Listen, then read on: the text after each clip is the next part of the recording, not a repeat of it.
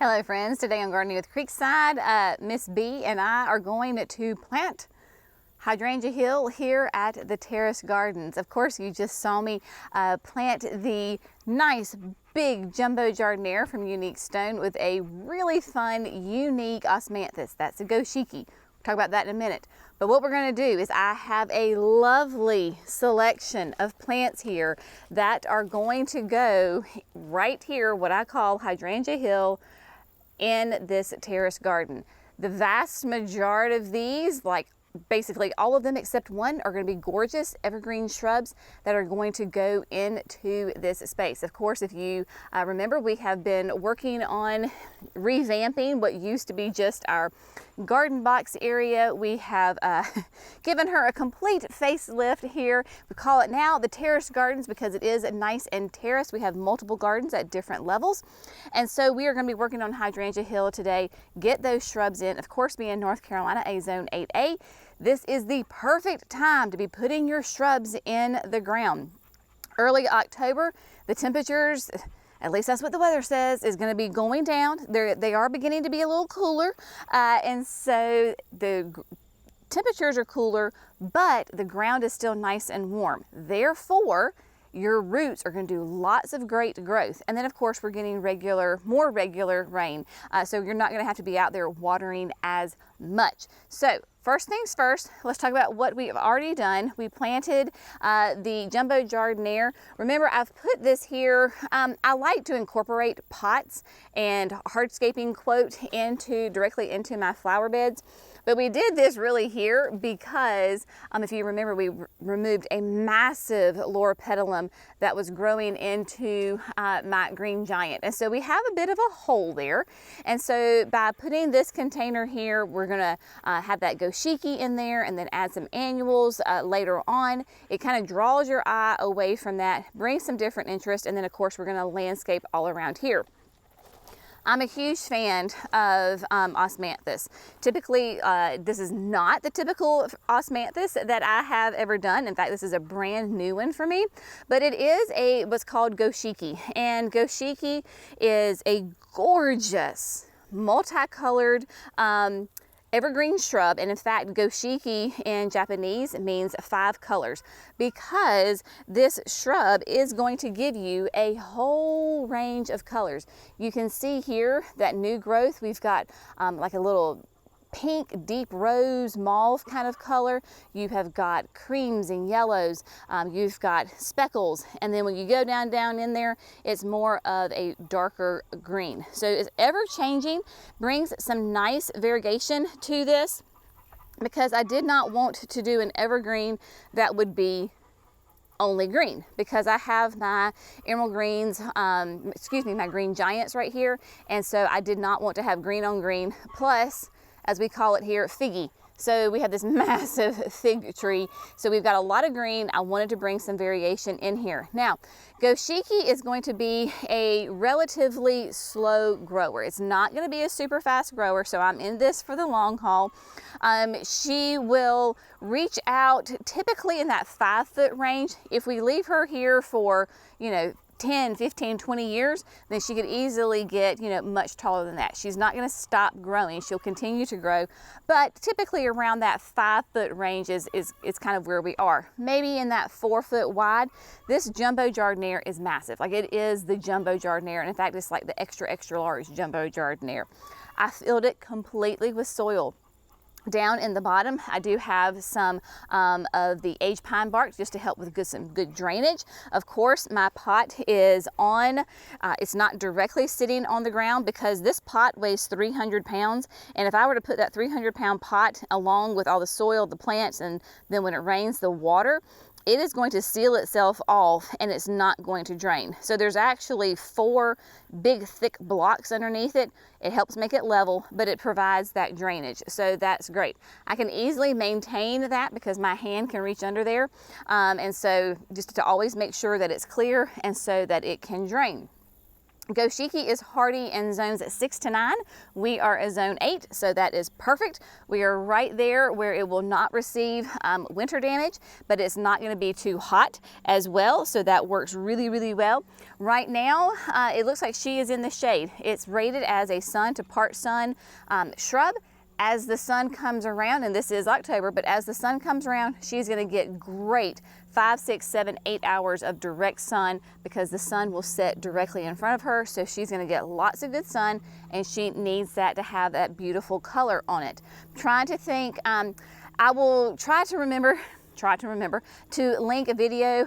Jim Putnam, our beloved Jim Putnam, did a spotlight on Goshiki. It was great information. Jim is an absolute, I've told him, I said, I mean this in the absolute best way, but you are the biggest plant nerd. I mean, like, he knows his stuff great. So I had watched a video this morning actually on Goshiki, and so I will link that in there for you because he does like a 6-7 minute video highlighting Goshiki, tells you everything you ever wanted to know about. So there you go. Right now, she's naked, she's lonely. We have some beautiful fall annuals arriving tomorrow, so I will come in here and plant in some pansies or violas or, you know, something to kind of dress it up and bring some more interest. So that's the beautiful thing. Even though it's a slow grower, I can add in annuals to give me pops of color. Even if I wanted to add in some bulbs, like some spring flowering bulbs, I absolutely could do that as well. You may have noticed that I was stringing some irrigation lines in here because this bed will be on irrigation. We're not ready to set, the irrigation is in place, we just have to kind of tweak it a little bit. So what I did is I grabbed one of the Proven Winners WaterWise systems because it's just a great, for the homeowner, it has everything you need, but this tubing in here is nice and thick. It is a solid tubing, and then you can attach your emitters to it. We like to use it because of the great quality, and it's so nice and thick and sturdy, and it will last forever. So I literally have it just running through the drain hole, so you can see it at the top, and then you can see it down here at the bottom. I cut myself plenty of extra tube, and so we will tie it in. The irrigation line is somewhere in here, so we will tie that in all together, and then what I will do is run a little bit of the brown tubing around it. So I'll do that after I plant my annuals, and or I'll just wait till the spring because I don't need to worry about running irrigation in the fall and in the winter here in North Carolina because we are so wet. So what I'm going to do now is we're going to pop down there. Let me show you the gorgeous shrubs that we're going to put in this place. All right, my friends, so here we have up on the ledge, we have the plants that we are going to be putting in the garden today.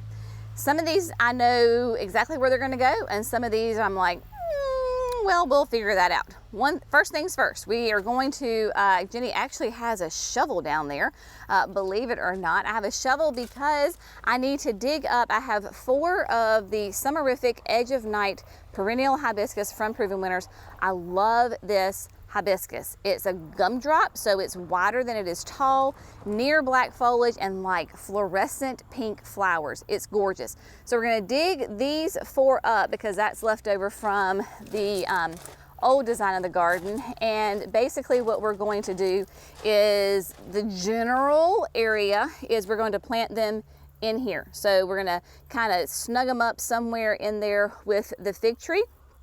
And we are going to, oh, y'all, you know me, I do adore my gardenias. We're going to put a steady as she goes. This is going to be the bigger of the 2 gardenias from Proven Winners. Basically, it's a 3 to 5, 4 to 7 wide. So nice and big, gorgeous presence. And it's going to go somewhere in this general area with the hibiscus. So I don't know exactly yet. We'll figure all that out, but I just am going to do 1 because it is so nice and big. But of course, you love gardenias because these do these beautiful pure white flowers. They kind of age a little yellow.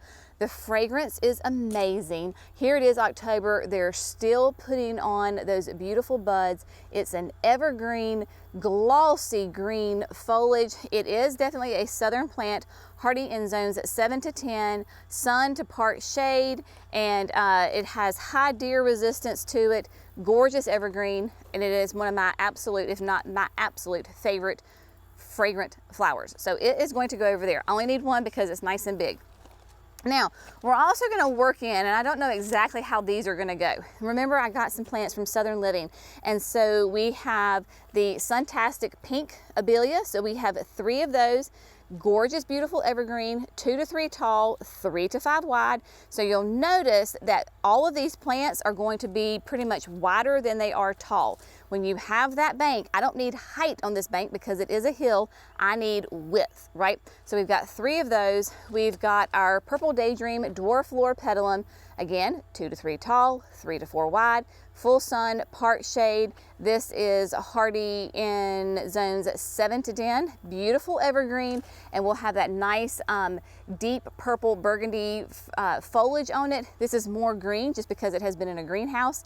Once it gets that UV light, it will get nice and really, there's really pretty purple colors. To contrast really nicely with that, I love the Touch of Gold hollies. I have a couple of them up on the other side of the chicken coop. Love these, y'all. Look, gorgeous chartreuse evergreen color, pops against the loropetalums. So I know somehow I'm going to use the Abelias and the Touch of Golds to accent and make these loropetalums really pop and have lots of beautiful color. So these guys, 2 feet tall, 4 feet wide, hardy in zones 6 to 9, like I said, a beautiful evergreen.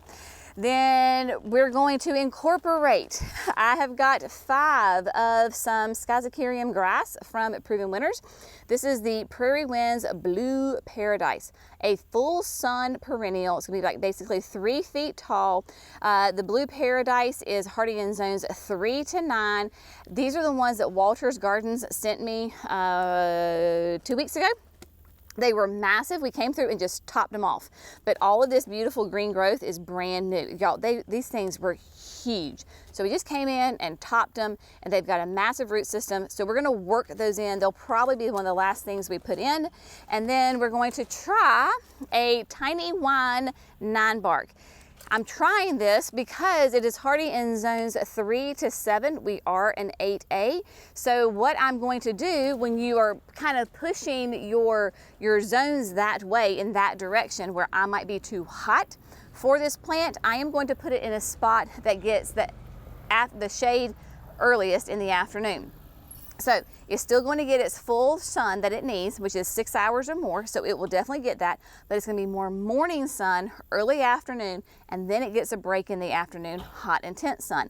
Also, it's going to be on irrigation, so I'm doing everything I can to help it. I do know that the Tiny Wine basically is going to go right here in this corner. So right along the edge where my perennials are, underneath my firelights, and it's going to go right here. Now, the Tiny Wine is going to be 3 to 5, yep, 3 to 5 tall and wide.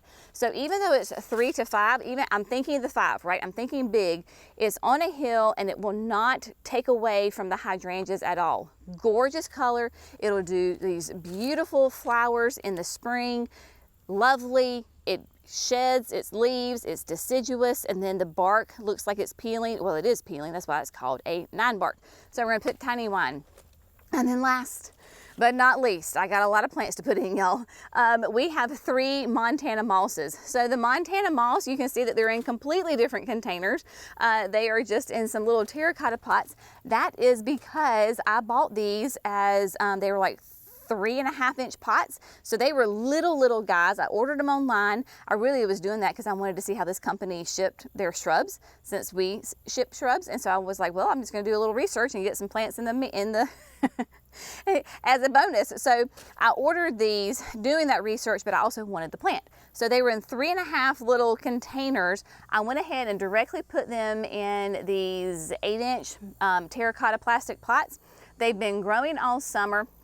They've grown really well, so we're going to incorporate those in here as well. The Montana moss, it is a juniper.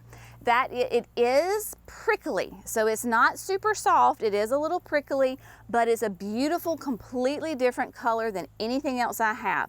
nice, again, wider than it is tall. It's called like a blue-green foliage. It's gonna be really fun. Plus it'll mimic the blue paradise and the Montana moss will have similar colors. So it brings me a whole different color range in here. And so that will be great.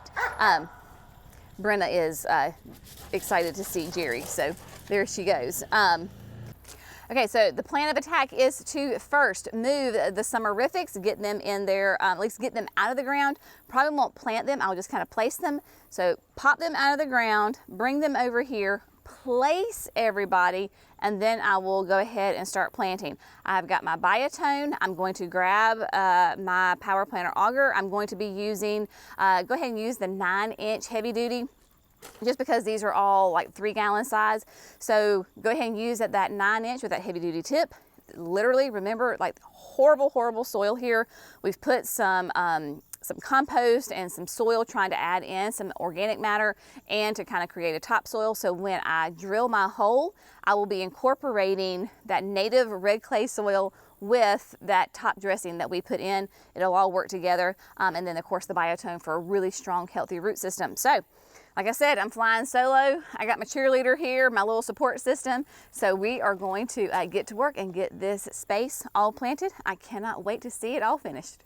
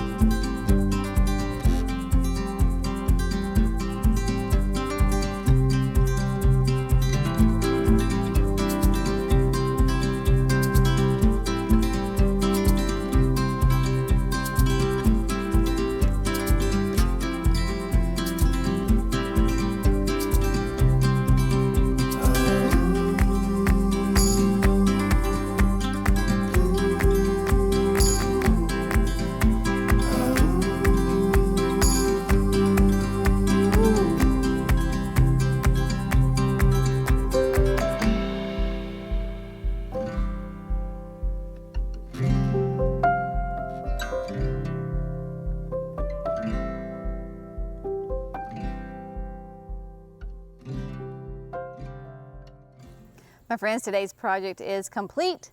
Could not be happier with how it turned out. I will also say it is October in North Carolina. However, North Carolina has not gotten the memo that 1, it is fall, and 2, it is October. Dear heavens, it is quite toasty out here today. This is a hot spot in the garden. Once that sun hits this spot, it bakes. Oh, so they're in the ground, very happy with it. My point being, remember when we were talking about the 9 bark, the tiny one? And it's only hardy to zone 7. And I just told you that this space absolutely fries. Well, look at, she's already in the shade. So yay for that.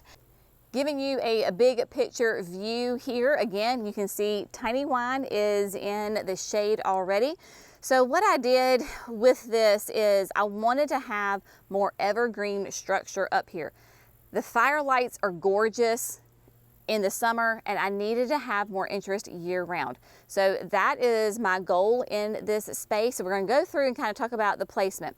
Of course, tiny one, like I've already said twice, is in the corner. Then we have the abelias. Now I only have the 2 abelias. I know that I have the 3rd one. We're going to talk about that in a minute. We're going to use that in the cottage garden extension area. So we just have those 2.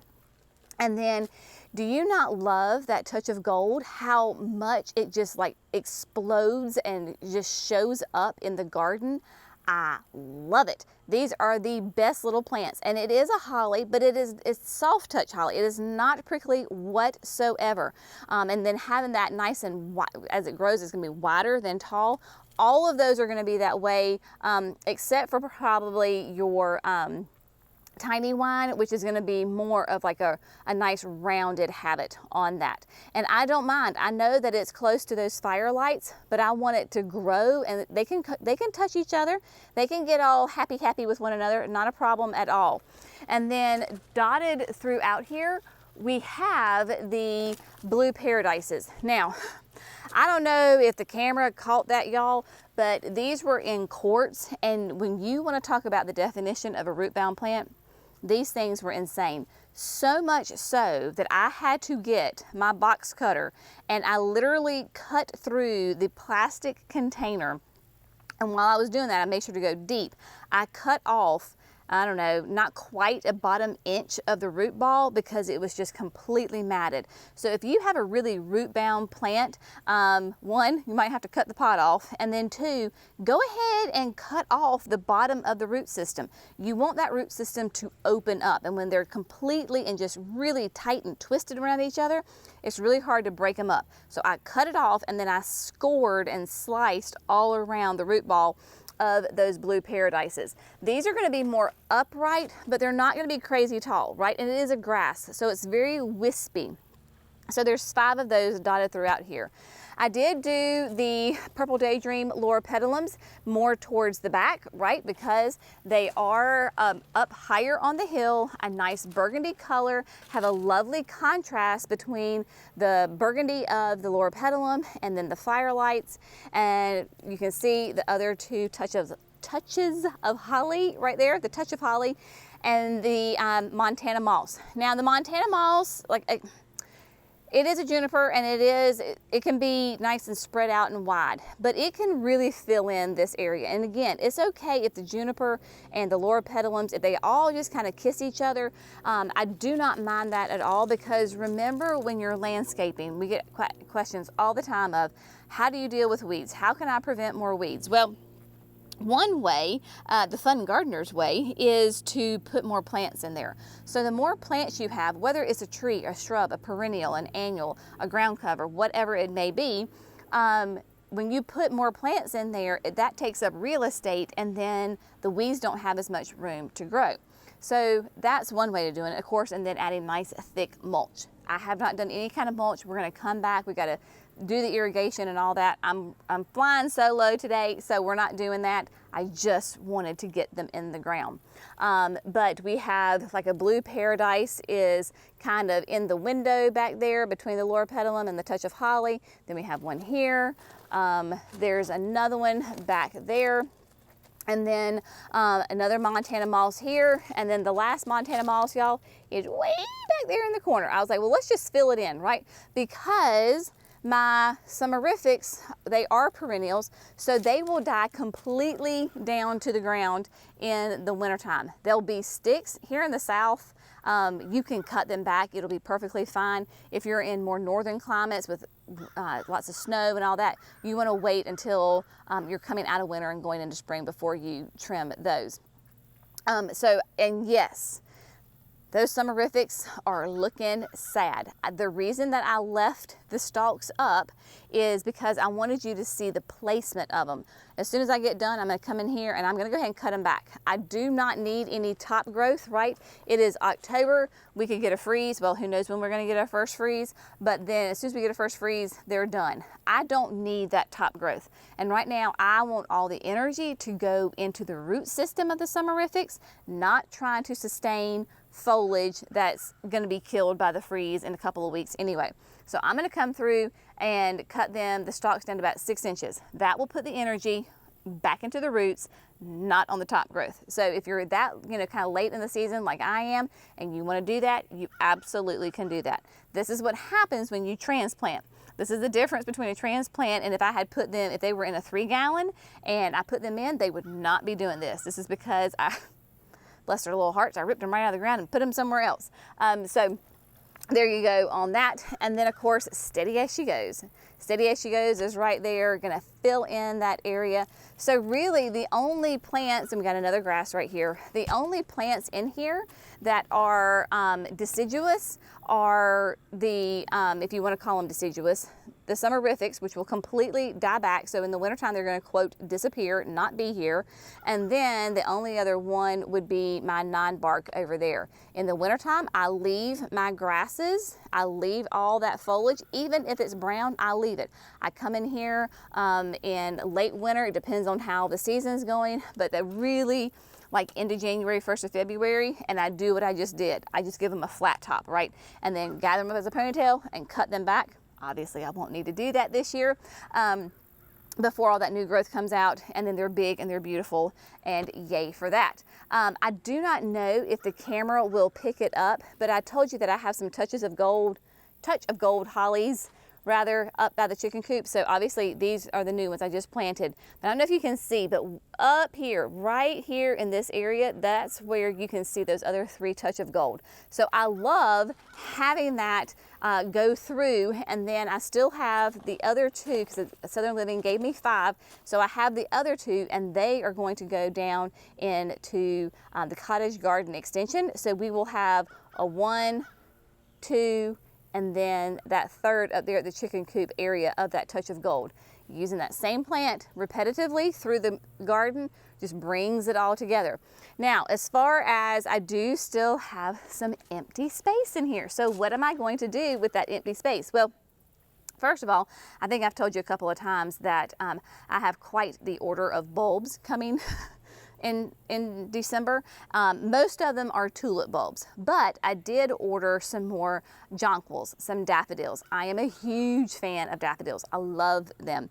So I've got some big, huge, giant yellow ones. I have them in various parts of the garden and other places. They smell divine. I'll put all the info up for you because the name just went out of my brain.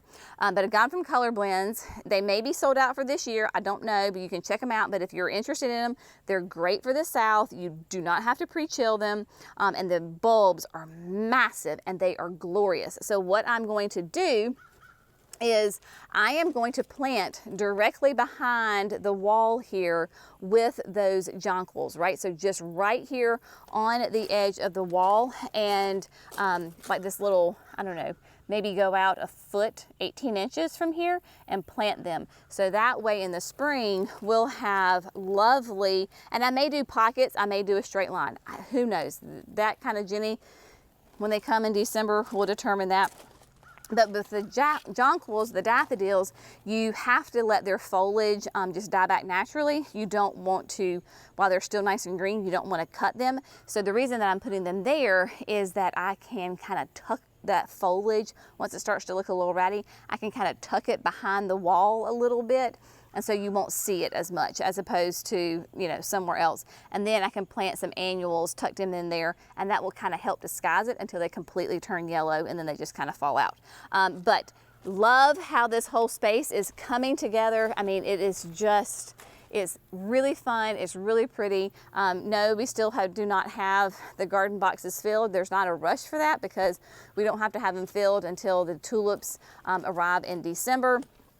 And so we'll just kind of leave those alone until we need it. But the steps are doing quite nicely. They've been in for several days, and I can see the campanulas are blooming, and it's so sweet to see already. We have some of those lovely dark blue, I think that's Midnight is what that one's called, and then the white. So that's quite nice. We've been going up and down the steps. Everything's fine. The only thing that I see that might look a little dry might be some of my bigger ajugas. So I might need to come in here and give them a little drink of water if we don't get some rain here in the next, day or so. Now, really quickly, I want to show you, because I have this stash of plants, and we were talking about the other abelia needing to go into the cottage garden extension. So I've had some plants down here, so I put them up here on the wall so that I can easily water them because the hose link's right there and it'll just stretch and I can water them. So here we have on the wall, we have some more things. One, and this is not all of them, it's just what I have down here at the house. That other abelia, right? So we're gonna incorporate that one in here somewhere, probably, I'm thinking it'll be more up close this way, so it makes sense that it's here and then the other two are right there, so it'll kind of flow in that way.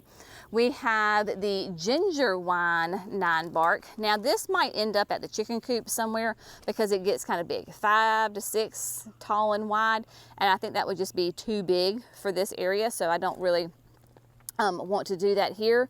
And then I need your help. I've got this Roman candle and I love this plant, but I don't know where to plant it. It will get tall and, you know, tall, more narrow, and so I need somewhere where it can just grow and have lots of fun. I'm thinking I might have to talk to Jerry about this. Well, I will. We'll see what it looks like. But I'm thinking almost in the ground right at the end of the wall. So we'll have like an anchor point right there because that is an evergreen, and it would just be, I think it would be really cool. I'll just sit on that for a little bit. But if you have any ideas on where the Roman candle should go, let me know. Then of course we have the color-coded Fuchsia is Bright. Love this echinacea. It performs really, really, really, really well for me in my North Carolina red clay soil. So I've got a whole mess of these things. So they're gonna go all throughout this space because remember, we're gonna try to attract as many pollinators and butterflies as we can to this space. And then I have some great lamb's ear. This is the, oh gosh, Helene von Stein. It's the big ones, right? So it's the huge lamb's ear. Great evergreen, loves it hot, loves it dry. So I'm gonna tuck those in there, you know, somewhere between the shrubs, give me a nice little pops of color. And then I just love these rudbeckias, y'all. This is the Indian summer. Like, hello, gorgeous. Is that not just massive? They are beautiful. Now these were, I had pulled them out before the hurricane, and they were sitting underneath the cottage garden shed, and so I need to come through. You can see they're getting a little droopy, so they need to get a little shot of water. But that's the beautiful thing of having them right here, is that the hose length easily will reach them. So that will be the next spot to take care of, will be to plant this, and then all the plantings for the terrace garden, the new section, will be done. And then we can turn our attention to the cottage garden, because that's going to get reworked. Those plants just need, some of them are staying, some of them need to come out and need to be divided and then put back in, maybe in a different place. I'm just going to rework the area. Still going to have that great cottage garden feel. Of course, put the boxwoods in there. And so anyway, that would be the next, but that's going to be a humdinger of a project, so I'm just going to kind of wait on this. And yeah, so there you go. As always, friends, thanks so much for gardening with Creekside. Y'all have an amazing day. Please keep North Carolina in your prayers. Western North Carolina is still being absolutely, it is horrendous. It is absolutely horrendous. There is not much government support coming in, and so everything that the help is coming in is mostly volunteers and citizens. So if you will please, please, please donate your time, your money, your energy. Samaritan's Purse is a great option for you. I was a friend of mine who's a flood victim from eastern North Carolina. She was like, as great as the Red Cross and Salvation Army are, she said there's so much bureaucracy and it's just really hard for them to get money and food and, you know, emergency supplies immediately to people. So I'm not telling you not to donate to them, but I'm saying there's other great organizations that literally every single day are taking supplies up. I know our church is. They're collecting supplies all day, and then at least once, if not twice a day, they're sending trucks straight up to the mountain. So I will have various links for you in the video description, but please, please, please, not only do we need your prayers, but we actually need your money and your supplies and your time. And just tag everybody, any kind of politician, any kind of newscast, because this is not getting the coverage that it needs, and people are extremely desperate and they need our help. So that's my little soapbox for today, my friends. Y'all have a great day. We'll see you next time. Bye.